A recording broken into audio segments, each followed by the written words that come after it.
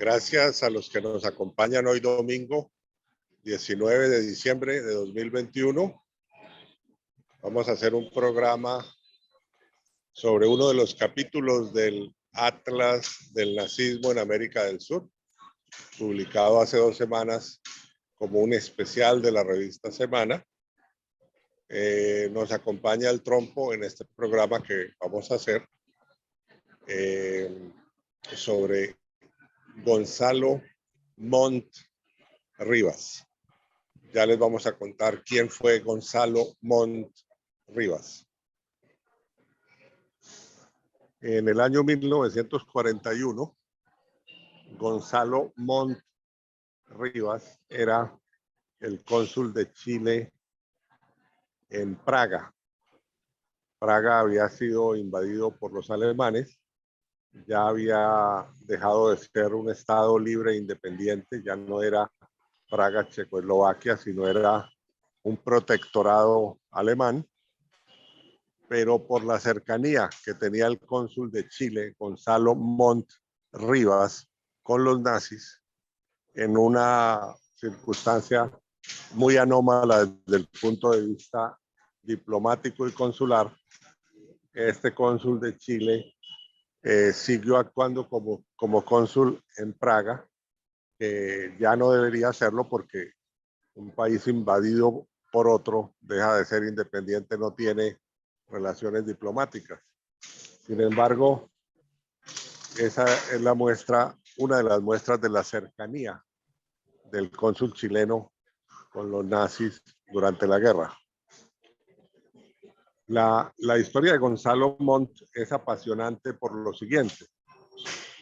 Es probable o posiblemente la primera persona, aparte de los alemanes, que se enteró de la solución final al problema de los judíos, o sea, del exterminio de los judíos en campos de concentración y en crematorios, que empezó a partir del año 1942.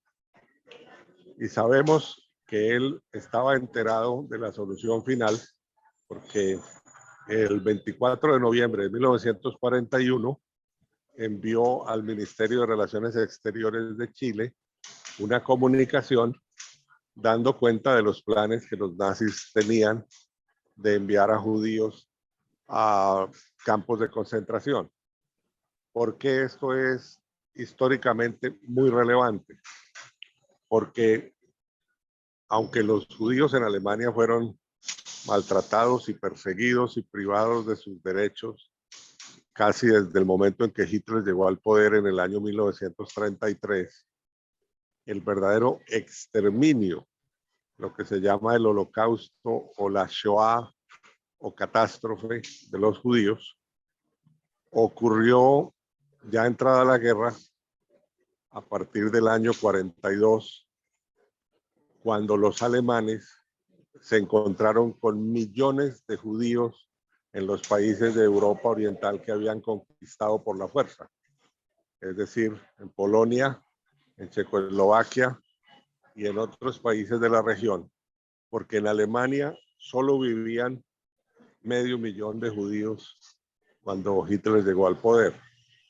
Muchos de esos se fueron en los años 30, emigraron en los años 30.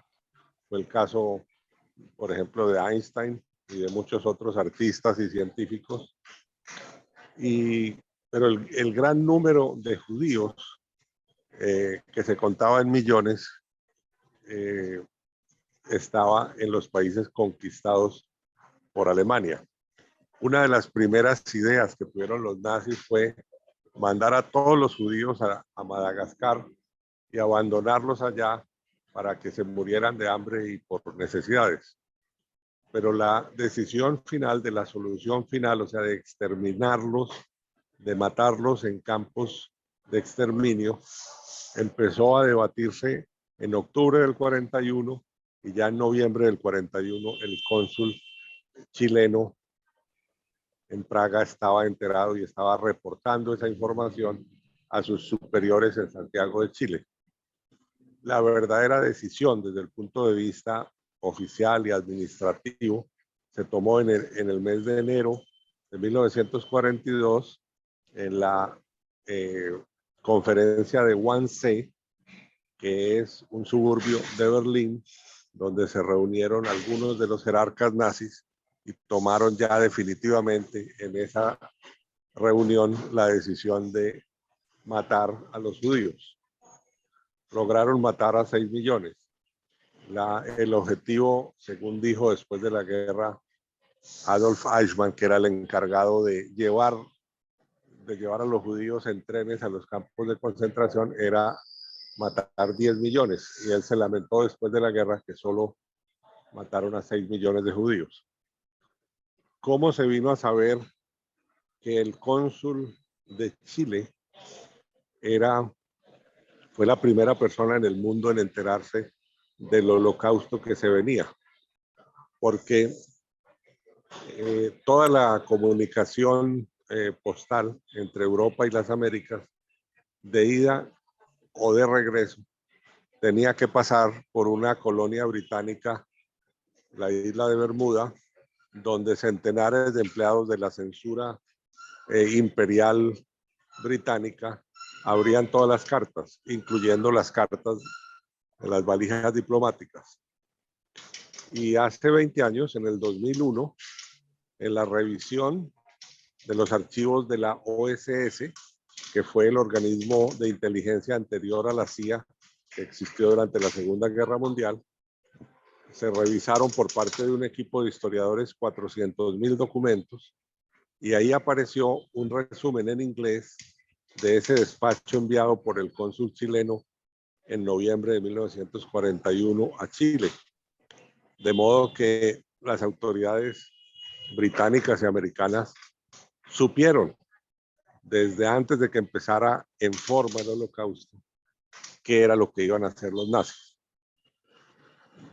Cuando esto se denunció en el año 2001, o sea, hace 20 años, estaba vivo en Chile un sobrino del cónsul Gonzalo Montt Rivas, y una periodista de Chile le hizo una entrevista y le preguntó él qué sentía ante esa noticia de que un tío suyo era pro-nazi y no hizo nada frente a esa información que él recibió, y además envió muchos despachos por la valija diplomática de carácter abiertamente antisemita y celebrando todos los planes de exterminio de los nazis. Y este sobrino, que era en ese momento rector de una universidad privada de Chile que se llama la Universidad Diego Portales, dijo que para él como sobrino era muy lamentable haber tenido un tío que se hubiera solidarizado con una causa tan repudiable como el exterminio de los judíos, pero que no era de descartar, porque en los años 30 y 40 en Chile hubo mucha gente pro-nazi. Y de la lectura de los despachos que el cónsul envió desde Praga a Chile, es clarísimo que él era abiertamente pro-nazi. Le faltaba el uniforme, le faltaba el brazalete con la esvástica, pero en su pensamiento era un nazi consumado. Esa es la historia que queríamos contar hoy, y que aquí se pueden apreciar las fotografías de ese capítulo del Atlas del nazismo en América del Sur, y la fotografía muy, muy interesante y que fue muy difícil de conseguir de ese cónsul, de Gonzalo Montt Rivas. Aprovechemos para hablar con el trompo de otros aspectos que él quiera mencionar del especial. La verdad, leer ese especial es un poco escalofriante, porque es llegar al fondo, a lo más bajo de la naturaleza humana, con una frialdad pues propia de los alemanes,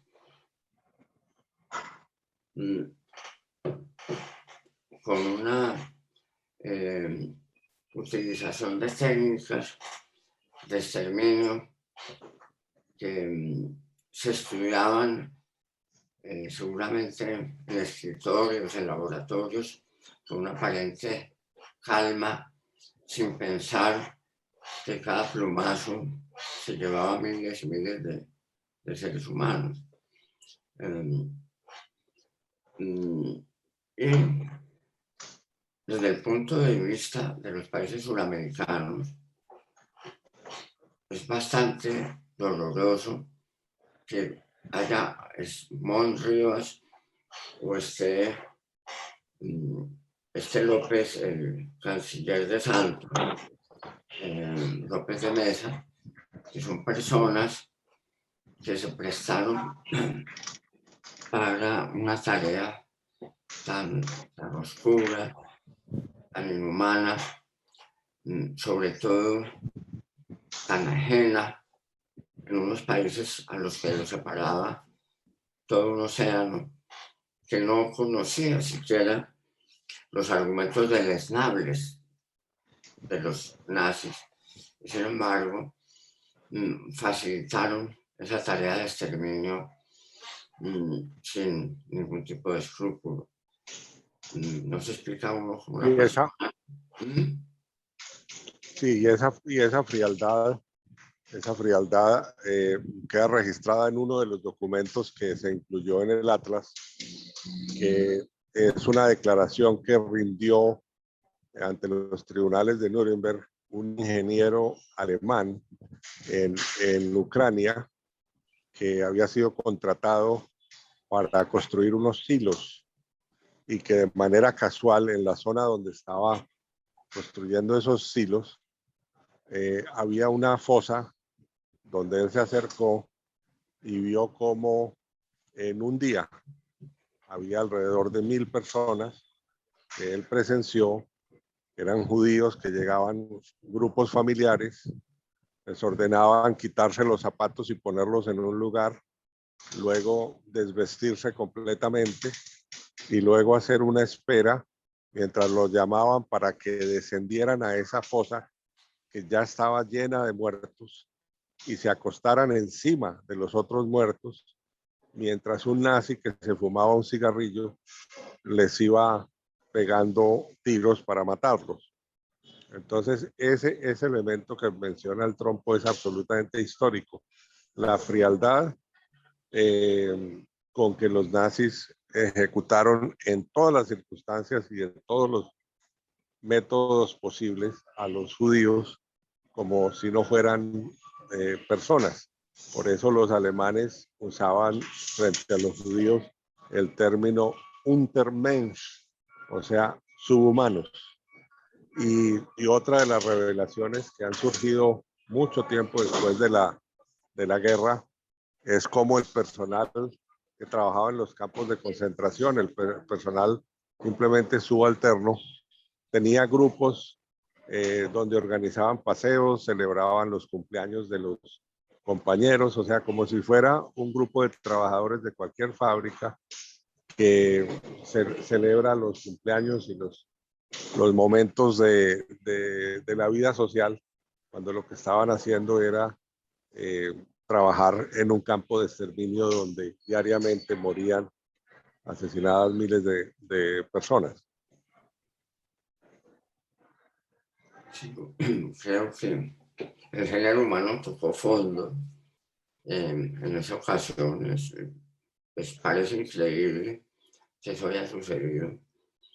Uno ve, por ejemplo, todos estos temas de la mafia y demás, que son también supremamente crueles, pero se hacen en medio de una aparente guerra económica, no con esa frialdad, sino el calor de una lucha también sin sentido, pero en ese fragor que se vivió, por ejemplo, acá en Colombia con Pablo Escobar, pero nadie se imagina una persona pulcramente vestida, con sus gafas, sentado en un escritorio diseñando fórmulas de muerte masiva.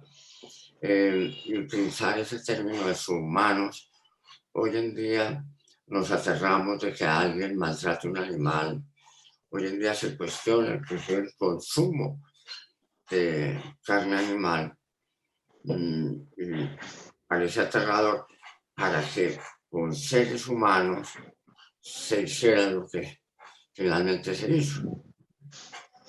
Sí, y otro testimonio histórico que existe y que se publicó en el Atlas del Nazismo en América del Sur, publicado por la revista Semana, es lo que le oyeron decir en el año 59, mucho tiempo después de la guerra, a uno de los criminales nazis que se refugió en América del Sur, Klaus Barbie, que llegó con el nombre falso de Klaus Altmann, pero luego, después de muchos años de permanencia en Bolivia, usó su verdadero nombre, Klaus Barbie, conocido como el carnicero de Lyon, porque en la ciudad francesa de Lyon, como jefe de la Gestapo, era la policía asesina del régimen nazi, del partido nazi, fue particularmente cruel con los detenidos y los capturados.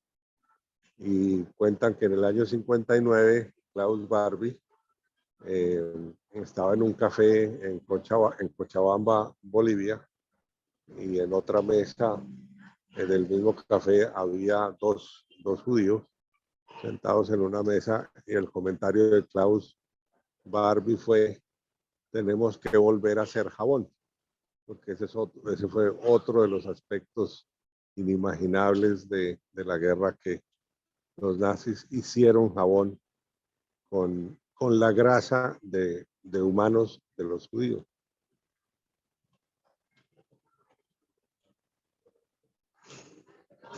Sí, ¿no?